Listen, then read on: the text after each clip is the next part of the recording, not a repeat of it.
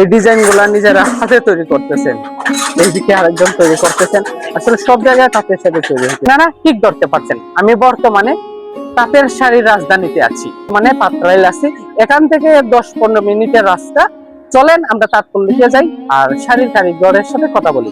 আসসালামু আলাইকুম, ভালো আছেন? আছি, ভালো আছি।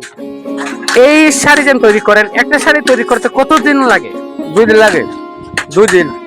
2 দিন একটা শাড়ি রেডি হয়। আচ্ছা, কতদিন যাবত এই কাজটা করেন?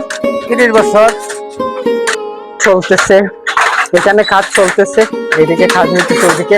আসলে এটা একটা ইতিহাস, বাংলা ইতিহাস, ঐতিহ্য। এই শাড়িগুলা যা দেখতে অসাধারণ, এই শাড়িতে বাংলার নারী সৌন্দর্য ফুটে ওঠে। কতদিন ধরে এই কাজ করতেছেন? এটা 35 বছর। 35 বছর ধরে করতেছেন। আপনি বলছেন আগের মতো আর এইসব কাজের মানে বিলুপ্ত করতে প্রায় নতুন করে কেউ শিখতেছে না, এটা আসলে মানে কারিগর পাওয়া যাচ্ছে না। আর ওই যে বিশেষ করে পাওয়ালুম আসছে না, পাওয়ালুমের শাড়িগুলো তো অনেক ঝিকঝাক দেখতে, দামও কম পড়ে। তাও তো এই তো বাংলার ইতিহাস, এটা হলো টাঙ্গাইলের ঐতিহ্য, বাংলার ঐতিহ্য। আমরা সেই সুনামগঞ্জ থেকে আসছি আপনাদের ঐতিহ্য দেখার। তারপরেও আমরা যে শাড়িগুলো তৈরি করি এগুলো বিক্রি হয়, এগুলোর কাস্টমার আছে। আসলে আমরা ওরকম শ্রমিক পাচ্ছি না।